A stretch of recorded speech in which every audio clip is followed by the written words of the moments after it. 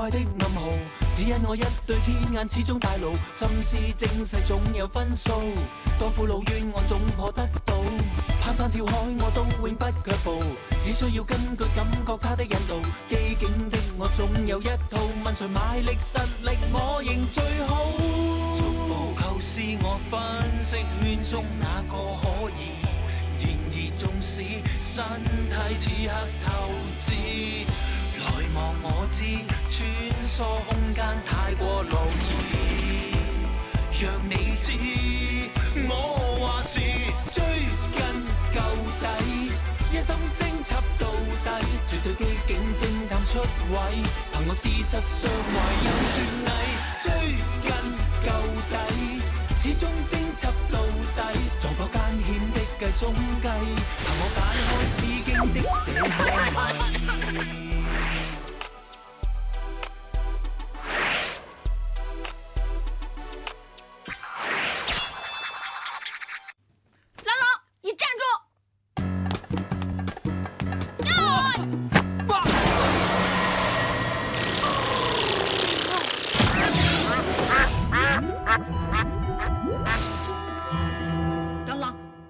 你到底醒了没有啊？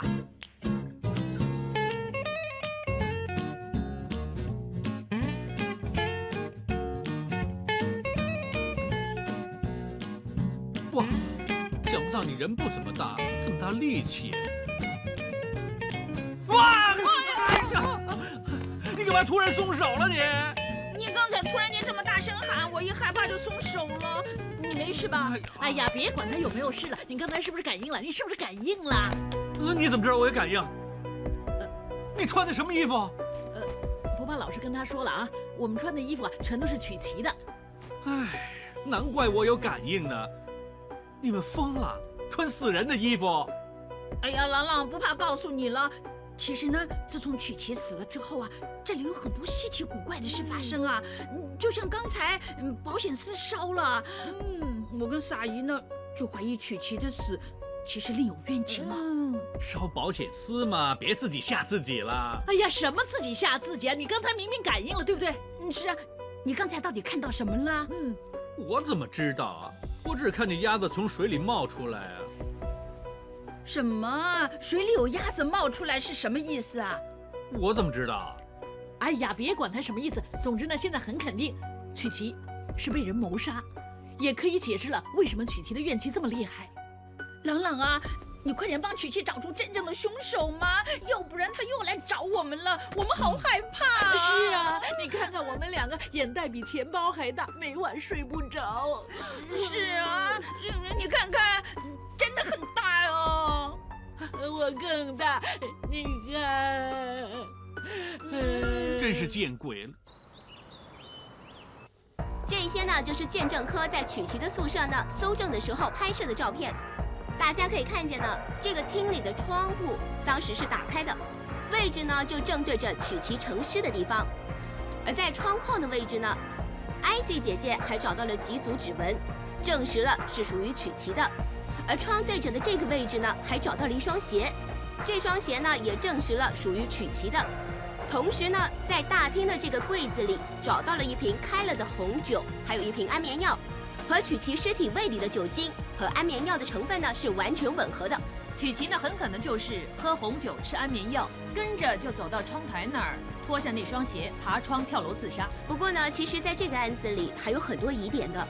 你们知不知道为什么梦工程会花这么多钱在这栋大厦租了2层楼给他们旗下的艺人和经理人入住呢？我看过八卦杂志，据说这栋大厦的保安呢很严密，不只有监视器录像，还有保安24小时看守呢。可能梦工程不想那些狗仔队和疯狂的粉丝骚扰他们的艺员呢。但是问题呢是，高 Sir 他已经看完当天所有监视器拍摄的录像带，也问过所有的保安，证实了曲奇在当天的傍晚出去之后就再没有回来了。曲奇在自己的宿舍自杀，不可能没回过自己的宿舍。那高材生有没有把这个疑点查清楚呢？高 Sir 呢很快就得出了一个结论。根据著名的梅菲定律 Murphy's Law， 会出错的地方就一定会出错。很明显，监视器拍不到曲奇什么时候回宿舍，只不过是保安系统有漏洞。他这样太武断了。我觉得高材生也有道理啊。这个世界什么都有可能出错，我这么小心啊，也会遗失 U 盘；皮爷的条件那么好，也会娶了美人。哇！你说什么？你这么说了有什么后果啊？看来这个疑点就是这次破案的关键。我们一定要肯定曲奇到底有没有回过他的宿舍。拜托5位青年干探，潜入宿舍大厦里，查查这个保安系统漏洞之谜。 Yes sir。哇喂，嘿，慢点行，于 Sir， 他们不肯放我们走。他们不让我们一个个给我闭上嘴！干什么？菜市场，坐下。黄 Sir， 我们的同事犯了什么事，要把他们抓来重案组呢？什么事啊？你们一个个的自己跟于 Sir 说做了什么好事？于 Sir， 我跟百只假装电器工人潜入电表房，剪断了大厦监视器的电线。我们觉得这样就没人看见我们偷偷潜入梦工城的宿舍嘛。只不过原来人家还有独立的供电系统，结果你们俩没走到楼梯口就让人抓住了。哎呀，我什么都没做过，我大摇大摆地走进大堂，想用我的美人计电晕那个保安嘛。结果只电晕一个男人，那个女人不但没被电晕，人家还以为你是疯子，报警抓人呢。我看他们啊，正门进不去，我就想从后门用壁虎功爬进去啊。只不过光天化日，你打扮成清风侠一样这么张扬，是人就看见你了。哈哈哈，我是最成功的，我拿信去放在信箱里，这样是不是很像邮差啊？你装邮差去送信的时候，一不小心被信箱划破了手指，血就这么一下子喷了出来，你被自己的血吓晕了，晕倒的同时还压伤了2个保安呢。有这种事？听见了？身为警务人员，擅闯私人地方，刑事毁坏，蓄意伤人兼游荡。现在管理公司就正式向我们提出了投诉。请你们俩教教我应该怎么做。嘿嘿，黄 Sir， 其实呢，他们也是为了查案才这么做的。你就放这些年轻人一条活路吧。是啊，黄 Sir， 活路吧。查案？你们查什么案呢？罗 Sir 知不知道？我们做事讲一个信字，哪用什么事都跟罗 Sir 说啊？哦，好啊，我这人最好说话了。麻烦你们呢，叫罗 Sir 亲自来一趟，跟我解释一下，而且看看这个黑锅到底谁背，要不然我就如实报告上面。到时候你们一个个肯定全被革职。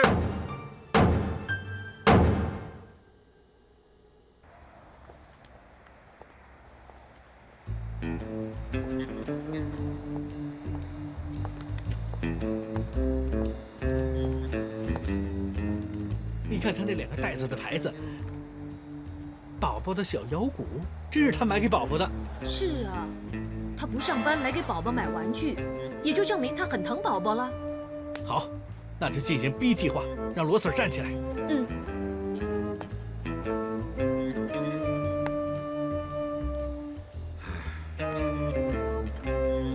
习惯了买玩具给宝宝，哼，不买就不安心。买它干什么？我又不会 DIE 了。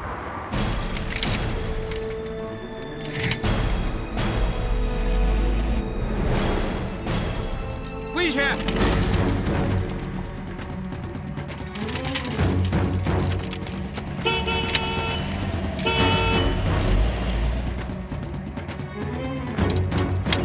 哎呀，没吃吧，宝宝？啊，是只狗啊！罗 Sir， 你真英勇啊，奋不顾身，英勇救狗啊！果然是警队之光啊！原来是你们俩搞的鬼。Bobby， 你没事吧？谢谢你啊，真感谢你救了他，谢谢你啊！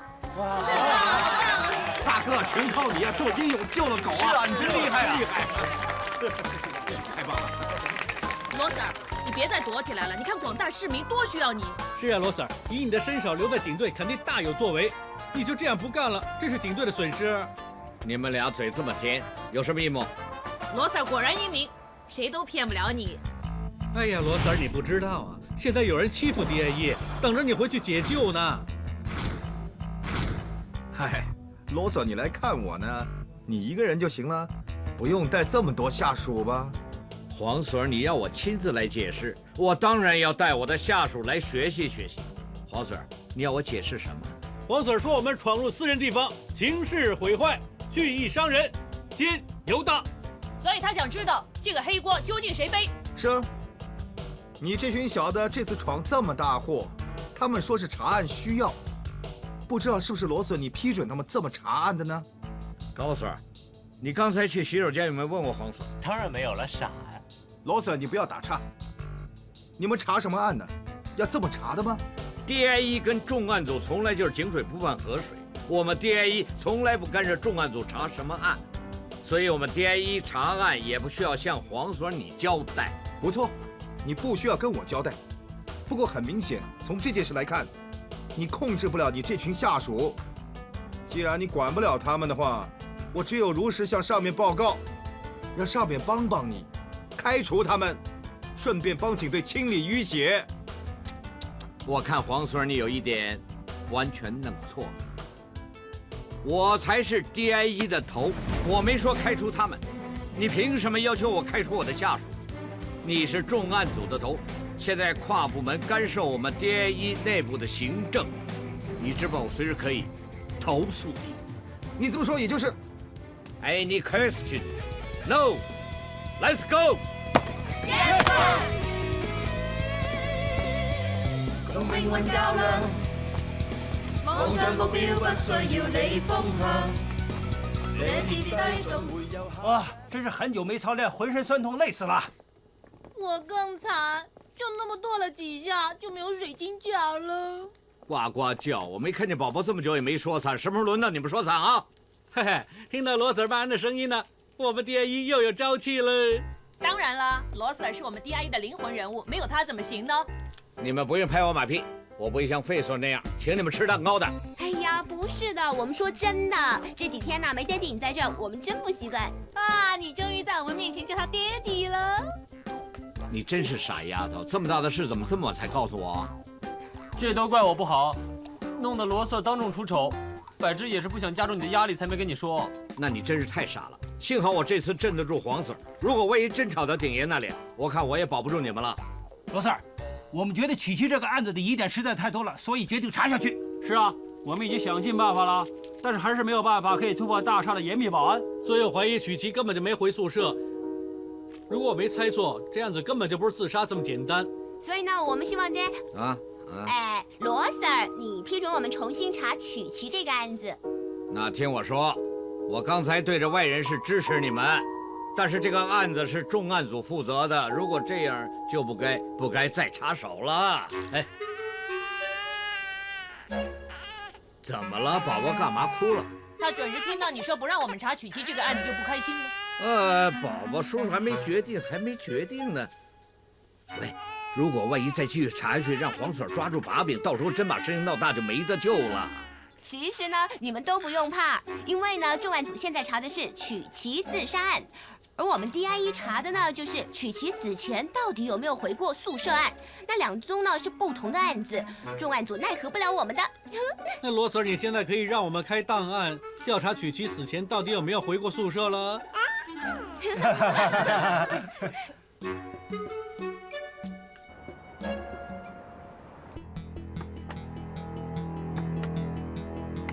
果然有问题，这些照片没放错吧？没放错，不过就这么说你不明白。麦德行，你扮演曲奇，我们案件重演一次。好。那晚曲奇回到家里，不知道受了什么刺激，忽然之间很想死。我不想活了。但是他还没从窗户跳下去，他首先走到酒柜那里，拿了一瓶红酒和一瓶安眠药。他决定喝红酒，吃安眠药。我不想活了。还没跳呢。曲奇喝完酒和吃完安眠药之后，趁着药力还没发作，首先收好那瓶红酒和安眠药，然后去厨房洗干净杯子，再把杯子放好，接着走到窗前，脱鞋，跳楼，自杀。嘿嘿，麦德行，你是不是觉得有点不妥呢？我觉得做了这么多事之后，应该没有心情跳楼自杀了。不错，还有啊，当时曲奇一心是想跳楼自杀，哪还会这么仔细把红酒和安眠药都收好，还要洗干净那个杯子啊？也许他习惯了，用完了就收好呢。哎呀，喝酒不一定要用杯子的，也许他那天心情不好，拿瓶子喝呢。那我再问你，你心情不好，一瓶酒就这么喝，会不会喝完之后心情好了，然后把酒放回酒柜里面呢？根据我的经验，跳楼自杀的人一般都是因为冲动居多，很少像曲奇这样做了这么多事之后还去跳楼的。嘿嘿，麦等行，你也觉得这个剧本难演下去，更何况曲奇？你是不是肯定在案发当晚，曲奇在傍晚的时候离开这座大厦之后，就一直没再回来过？说了没有？两位不好意思，因为我在做事，麻烦你们两位走，不好意思。Kilolo， 喂 ，Kilolo， 干什么呢？詹士邦，你在这里对着天看什么？有什么好看的 ？UFO， 真的假的？当然是真的了。就前2天嘛，我在家里无意间看窗外的时候呢，突然间有团光飞过，我马上冲出去看了什么事，哪知道他走了。你怎么知道是 UFO？ 我研究 UFO 这么多年，怎么会不知道呢？幸好我有第2次机会看见他，我还用手机拍下来了。不信你看看。哇，你真拍到了！少说废话，快用蓝牙发给我，我回去用电脑慢慢分析一下。喂，你别只顾着你的 UFO， 我们还有长案呢。案子什么时候都能查，但是 UFO 不是经常能拍到的。喂，还不快发给我？把手机还给我。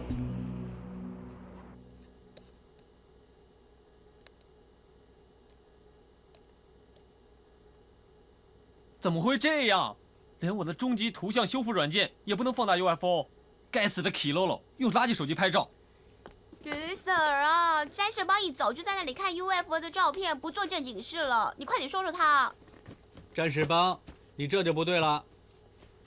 喂，你看了一早上，看什么？我想看清楚这是什么表。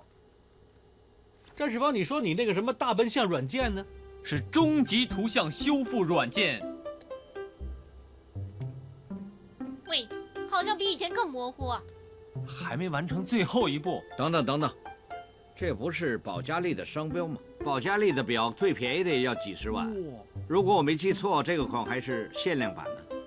曲奇只不过是个新晋小明星，他怎么可能有这么多钱买这么贵的手表呢？詹士邦，放大戴着手表的那只手看看。哇，这个曲奇这么年轻，手比老太婆还重。难道Leo真骗我们？这照片不是曲奇的。现场一解封，他就立刻去拿这半张照片。看来他真想保守这秘密了。Leo 和曲奇在交往，他一定知道曲奇有喝酒和吃安眠药的习惯，而且Leo也有曲奇宿舍的钥匙，他绝对有可能偷偷潜入曲奇的宿舍，把曲奇推下去，然后把环境布置成曲奇跳楼自杀一样。监视器显示呢，当晚没有陌生人出入大厦。如果真要杀曲奇的话，除非是大厦里的住客。照你们这么说，那住在楼上的Leo嫌疑就最大了。那也就是说，Leo很有可能是杀人凶手。如果曲奇那晚根本没回宿舍，Madam型的假设就不成立了。我们现在有疑凶了，那就去查查Leo的背景，看看他有没有不在场证据。无论如何，我们一定要比重案组破案快。哎，我怕再快也没他快。金吊桶传人苏必大师破天荒现身电视节目，到时将会公开破解曲奇神秘堕楼死亡之谜。张总，麻烦你等一等。谢谢啊。佩佩，啊，能不能帮周周试试位置？我想看看光够不够。哦，谢谢你啊。摄影师，我这样好，还是这样好？自然一点就行了。哇，怎么有针扎手？哼，你手放在不对的地方，就会有针扎手哦。不拍了，我想喝咖啡，大家随便叫啊，叫佩佩去买就行了。不过我喜欢喝旁边那条街的咖啡店的咖啡，麻烦你啦。不麻烦。你是林嘉熙先生啊？干嘛，Sir？哦，这次我来呢，是想问问关于曲奇堕楼死亡的事。请问案发当晚你在做什么、干什么、玩什么呢？那晚我在自己宿舍睡觉，那也就是没有不在场的证据了。你什么意思啊？这些重案组都问过了，你还要问多少次啊？那得看你合不合作了。如果你的口跟你的手都不合作的话，我可能要问很多次的。幸好正义哥你来了，要不然啊，我都不知道怎么拿回去。那个Leo简直不像话，不只是占便宜，还公报私仇，真不是人。你看到了？是人都看到了，他那样毛手毛脚，你帮他做事真的要小心一点，要不然呢，你真会吃大亏的。你怎么说的？脸都红了？你关心我？什么关心你啊？什么脸都红了？今天天气回暖，我热嘛。你不用撒谎了，凭良心说，其实你是不是也有点喜欢我？佩佩，我对你呢真的没什么。我知道，你说顺其自然嘛，那就顺其自然吧。如果你真的对我一点感觉都没有的话，那当初你以为自己有绝症的时候，怕伤我的心，瞒着我不让我知道，还故意找撒姨来做挡箭牌，让我死心。你不用在那我了，你要顺其自然嘛，我不会逼你。你今天不承认呢，不要紧，反正我还年轻，有很多时间。我知道，总有一天你会承认的。OK。各位观众，麻烦2位这么性感的灵幻天使，请出我们今天的特别嘉宾苏碧大师。我苏碧，一会儿就为大家破解曲奇离奇堕楼死亡之谜，千万别走开。哎，苏碧大师，哇，做灵异节目用得着找2个女生穿那么少衣服跳舞吗？这个简直真离谱。算了，我们来主要是想听听小姨说什么。你觉得不顺眼，就别看他们了。嗯。苏碧大师，你感应到什么了？你知不知道曲奇到底为什么要跳楼自杀呢？我感觉到一股煞气，曲奇他应该不是跳楼自杀的。Oh my God！ 不是跳楼自杀，那也就是被人杀死的。我感应到这股煞气越来越大呀！哎呀，我听到声音，是鸭子的叫声。杀死曲奇的凶手应该跟鸭子有关系。苏碧大师，你还感应到什么了？嘘！我感应到曲奇他很想让我帮他找到那个凶手。曲奇他很不开心啊！他告诉我，他的电影无缘无故让人抢了，连她男朋友也无缘无故让人给抢走了。曲奇的死肯定另有内情，想不想知道原因？记得明晚同一时间继续收看《灵幻世纪》。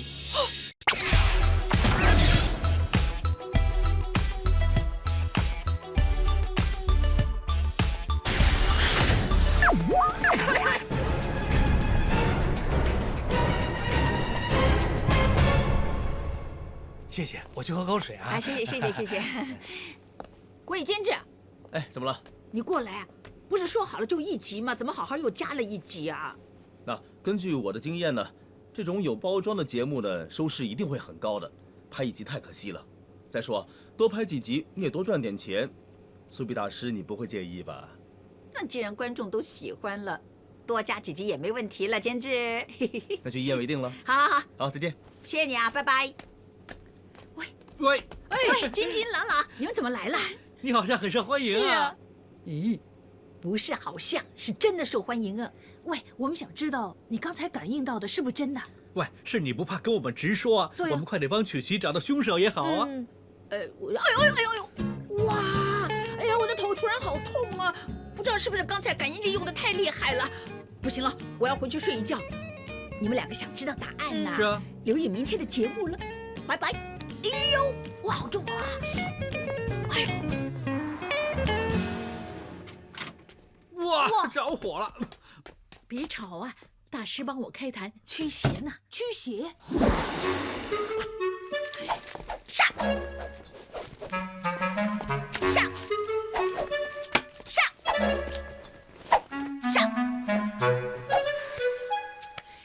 小姨，搞定了。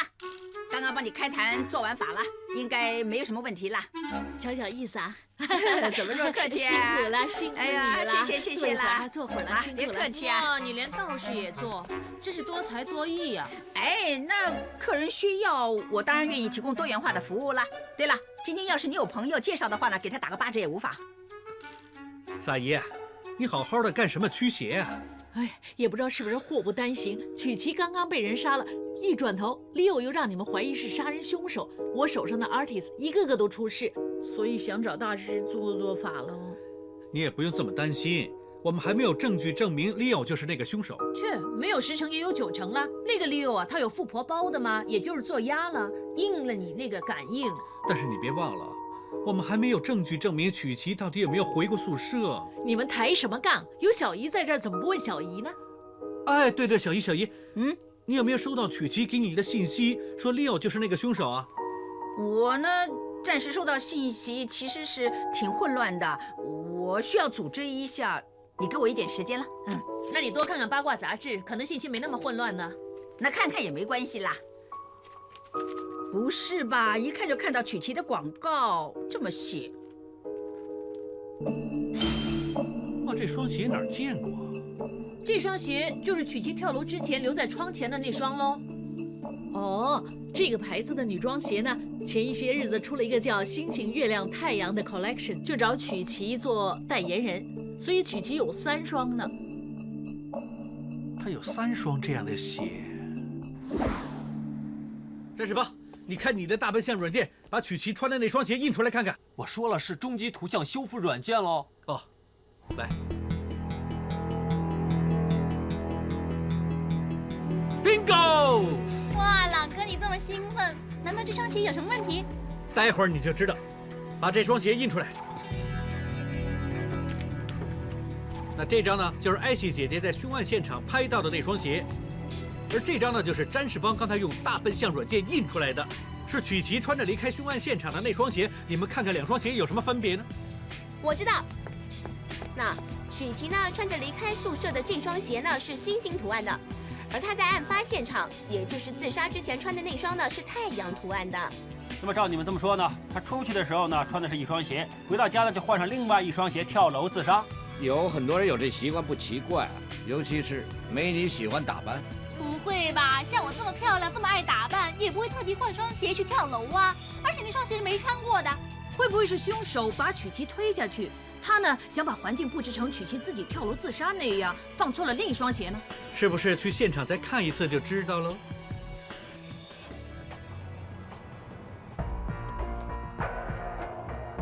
月亮图案这双啊，但是呢，撒伊说曲奇这个系列的3双鞋都有。月亮图案这双在这里，星星图案那双呢？这你还想不到？你再仔细想想，月亮图案这双鞋在这里，在案发现场，太阳图案那双鞋呢就被鉴证科拿回去化验，而星星图案那双鞋呢就不见了。再加上宿舍的监视器拍不到曲奇回来，那唯一的合理解释呢就是，也就是说曲奇没回宿舍，曲奇不在宿舍遇害，在外面被人杀死的。不错，凶手用了一个巧妙的方法，把曲奇运回宿舍，假装跳楼自杀。等等，如果曲奇不在宿舍遇害，而监视器又拍不到 Leo 出去过，那也就是说凶手不是 Leo， 那凶手是谁啊？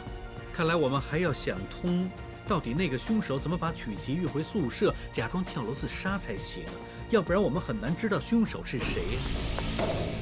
谁？什么事？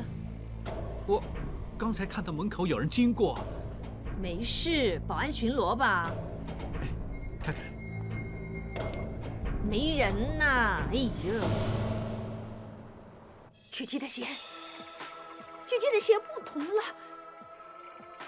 星星没有了，太阳很大。哎呀，外边好冷啊！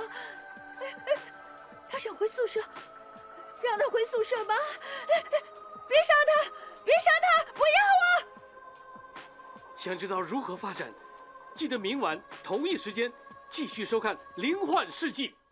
哎呀，小姨呀，到底谁是杀人凶手？你先告诉我啊！天机不可泄露。我这次呢是帮死者沉冤得雪吗？一定要照他的意愿来做事的。所以现在还不是说出真相的时候。你明天等着看吧。喂，怎么这样的？这个时候坏了。喂，子朗，看个电视机，快点快点啊！喂，低着头干什么？不舒服啊？谁揭穿我的事？别玩了，你的样子好恶心呢！快点给我修理修理电视机。我不是子朗，我是曲奇，是不是你把我的事说出来了？我无关，不是我，他是他呀！哎，有同学有主，不是我，是他。不要！不要啊！不要啊！我求求你，对不起呀！我也是为了混口饭吃才这么胡说的，我不是存心得罪你的，曲奇大人。你终于肯说了吗？你骗我们这么久，你根本就不是小姨！你这个该死的，你刚才假装的，早点说嘛，吓死我了！我一直把她当小姨，我以为宠遇我的好朋友，原来你利用我骗我。朗朗，你说什么呀？我就是小姨呀！你刚才干什么发那么大脾气？你不用再装蒜了，你不是小姨，也不懂得什么通灵感应，你根本就是跟踪我们，偷听我们说话，然后就在节目里说出来。我们看过梦工程监视器的录像，看见你在曲奇宿舍门口鬼鬼祟祟，你还有什么解释？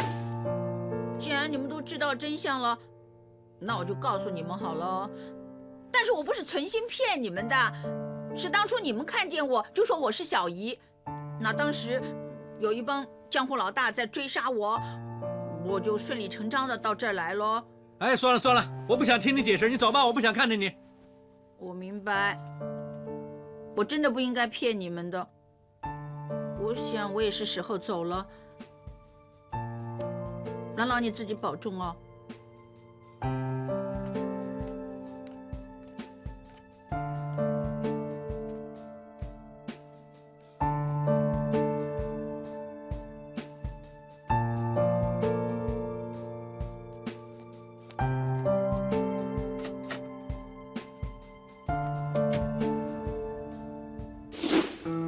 我想我也是时候要走了。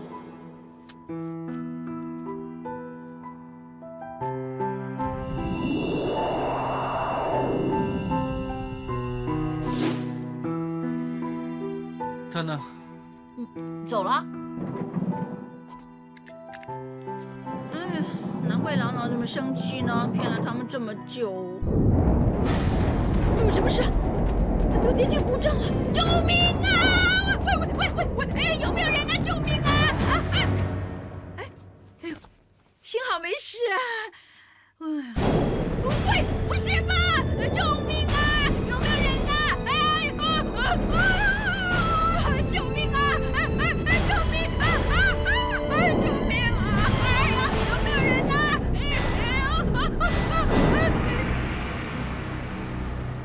我没事了，太好了。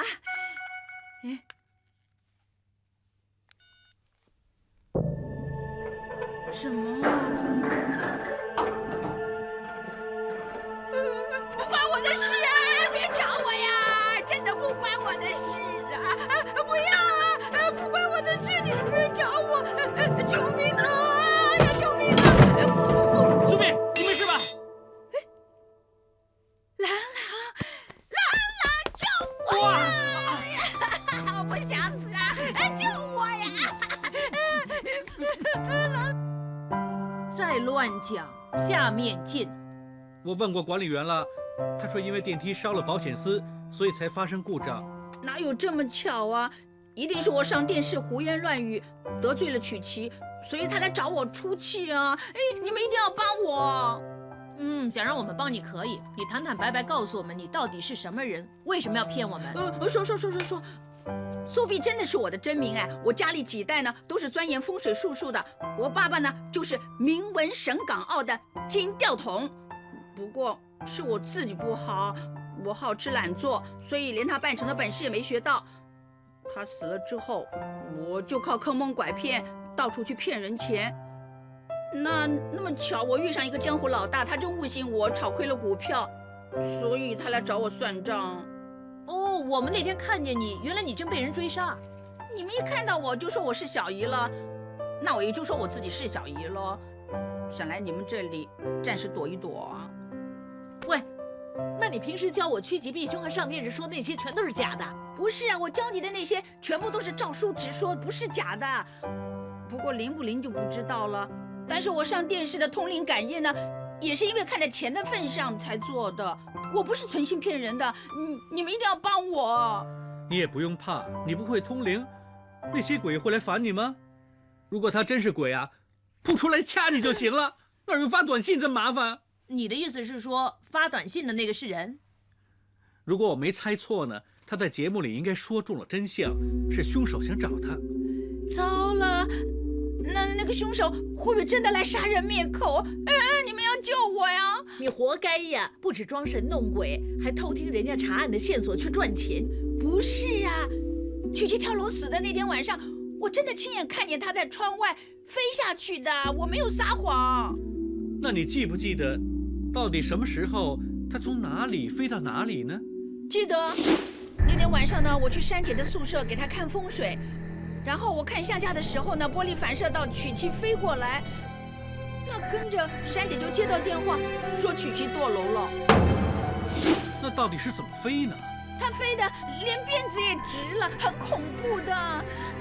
真奇怪了，曲奇平时很保护她的头发，不烫发也不染发，我没见过她编辫子。她怎么会在临死之前编辫子呢？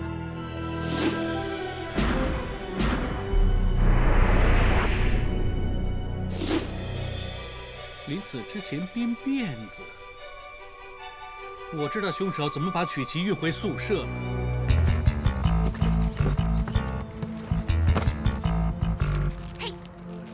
我说说嘛，不用表演吧？喂，是你自己说听不明白，叫于 Sir 来实地示范一次嘛？你往前一点，往前一点，好。往前一点。是啊。行。怎么样？是不是再来一次啊？行了，抓住，狼哥搞定了。咦，不见小凤姐。我在这儿。哦，哎呀，你真不吉利，拿这种东西来。Sorry， 因为时间关系，我在杂物房把它找出来的，论身高和颜色都很合适。不过有更多的选择。未免引起公众不安的，我还是选一个水平算了。我想曲奇不会介意的。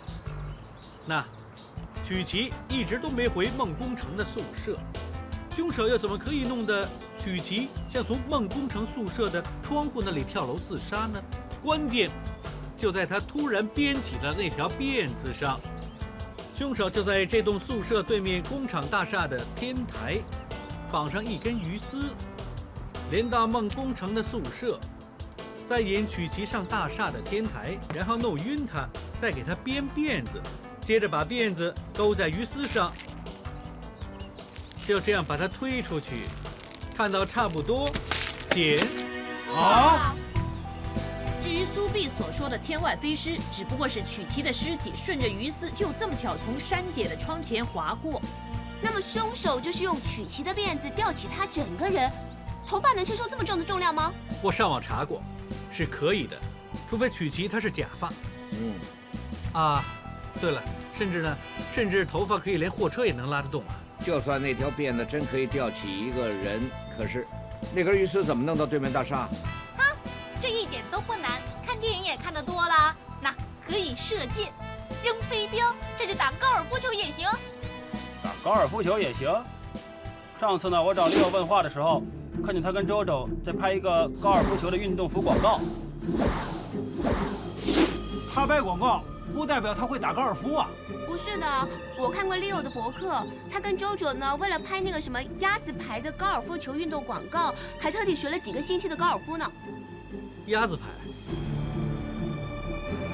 我初步检查过天台这里，果然像你们估计的，在围栏这里找到有绑过鱼丝或是一些细小绳索的痕迹。那也就是说，这里是凶案的第一现场了。跟着下来就要看看凶手有没有在这里留下什么线索。我们将以下的时间交给艾希姐姐。哎呀，快点啊！快点！别这么啰嗦啦，不打怎么知道不会打？可不是啊。但是我真不会打高尔夫嘛！哎呀，真想不到你这么笨。在这个时候，我不能再隐瞒我的身份了。让我这个警队高尔夫球冠军来，把球杆给我。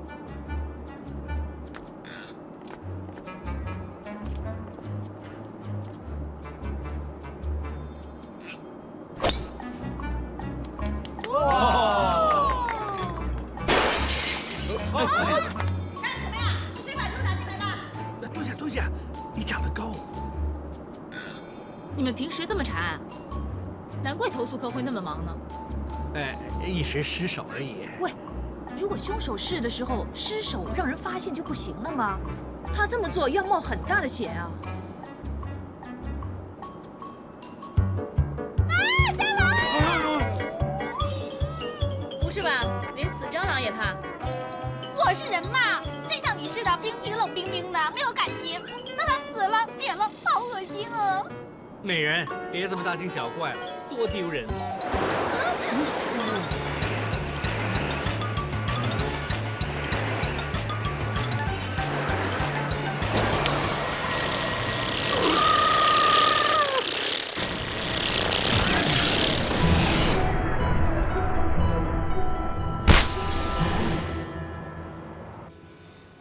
曲奇死了这么久了，这个大师死都不肯放过他，非要用他来赚钱宣传，真没道德。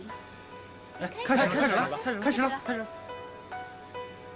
我感应到，曲奇他上了大厦的天台，天台上面拉起了一根绳，啊，不是，是一根鱼丝。有人给曲奇编起了一条辫子，给他编辫子的那个就是杀死曲奇的凶手。那个凶手，他转过脸来了，他就是啊！各位观众，看来苏比大师很快就会看到凶手的样子了。可惜他已经用尽一切的感应力，我们让他歇歇。下一集回来，他就会告诉大家，杀死曲奇真正的凶手到底是谁。记得留意收看。不是吧？怎么这样？又下一集了！走了。哎，走了。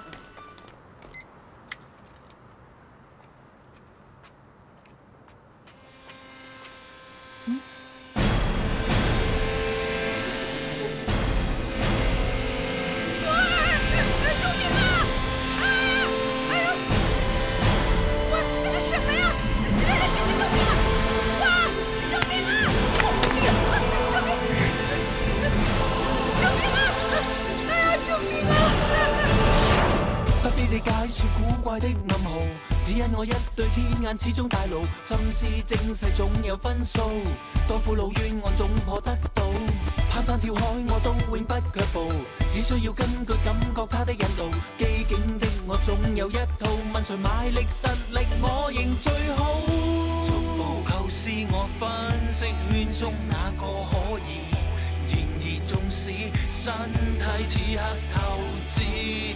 來望我知，穿梭空間太過樂意。若你知，我話是追根究底，一心偵緝到底，絕對機警偵探出位，憑我事實上懷有絕藝，追根究底，始終偵緝到底，撞破艱險的計中計，憑我解開紫荊的這。